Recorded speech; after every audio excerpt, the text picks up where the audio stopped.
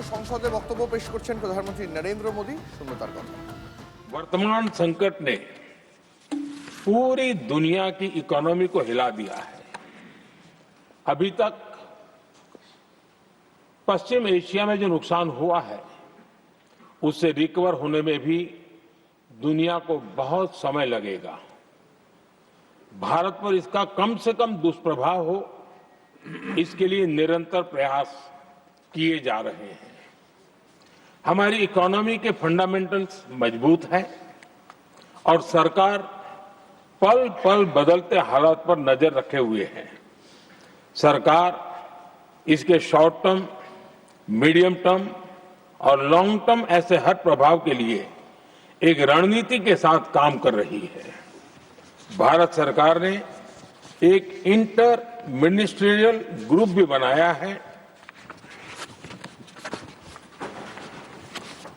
ये ग्रुप नियमित मिलता है और हमारे इंपोर्ट एक्सपोर्ट में आने वाली हर दिक्कत का आकलन करता है और ये ग्रुप आवश्यक समाधान पर भी निरंतर काम करता रहा है।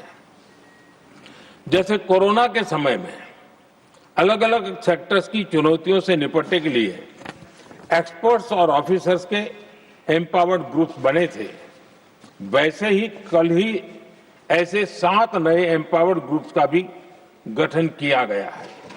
ये group supply chain, petrol diesel, fertiliser, gas, महंगाई ऐसे विषयों पर त्वरित और दूरगामी रणनीति के तहत कार्रवाई करने का काम करेंगे।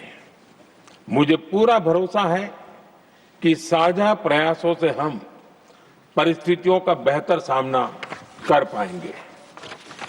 आदरणीय सभापति जी, सरकार ये भी प्रयास कर रही है कि आने वाले बुआई के सीजन में किसानों को पर्याप्त खाद मिलती रहे। सरकार ने खाद की पर्याप्त सप्लाई के लिए आवश्यक तैयारियां की हैं। सरकार का निरंतर प्रयास है कि किसानों पर किसी भी संकट का बोझ न पड़े। मैं देश के किसानों को फिर आश्वस्त करूंगा कि सरकार हर चुनौती के समाधान के लिए उनके साथ खड़ी है।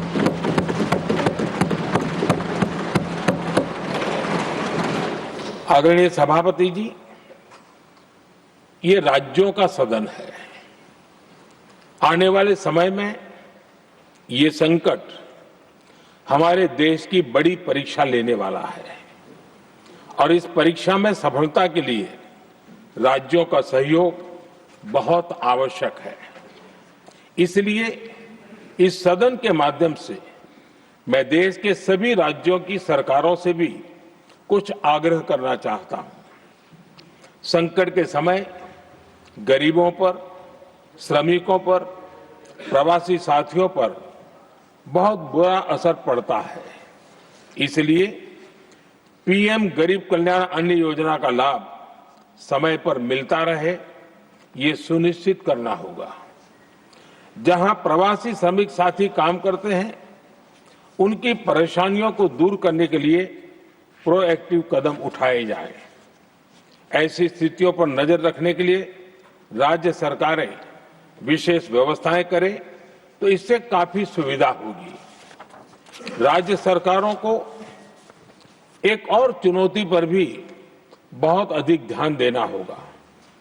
ऐसे समय में कालाबाजारी करने वाले, जमाखोरी करने वाले बहुत एक्टिव हो जाते हैं। जहां से भी ऐसी शिकायतें आती हैं, वहां त्वरित कार्रवाई होनी चाहिए। जरूरी चीजों की सप्लाई निर्बाध चलती रहे, ये सुनिश्चित करना हर राज्य की प्राथमिकता होनी चाहिए। आदरणीय सभापति जी, मैं सभी राज्य सरकारों से एक अनुरोध और करना चाहता हूं। संकट चाहे कितना भी बड़ा हो, भारत की तेज ग्रोथ बनाए रखना हम सभी का दायित्व है। हमें इसके लिए हर जरूरी कदम, हर जरूरी रिफॉर्म्स तेजी से करते रहने होंगे। ये राज्य सरकारों के पास बहुत बड़ा अवसर भी है। ये टीम इंडिया की भी बहुत बड़ी परीक्षा है। कोरोना के महासंकट में केंद्र और राज्यों ने टीम इंडिया बनकर कोविड मैनेजमेंट का एक बेहतरीन मॉडल सामने रखा था।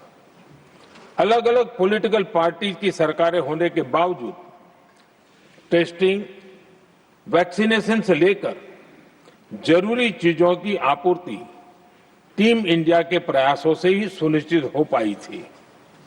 हमें उसी भावना के साथ आगे भी काम करना है। सभी राज्य सरकारों और केंद्र सरकार के प्रयासों से देश इस गंभीर वैश्विक संकट का प्रभावी रूप से सामना कर पाएगा। आदरणीय सभापति जी, ये संकट अलग प्रकार का है और इसके समाधान भी अलग प्रकार से ही तय किए जा रहे हैं। हमें धीरज के साथ, संयम के साथ, शांत मन से हर चुनौती का मुकाबला करना है।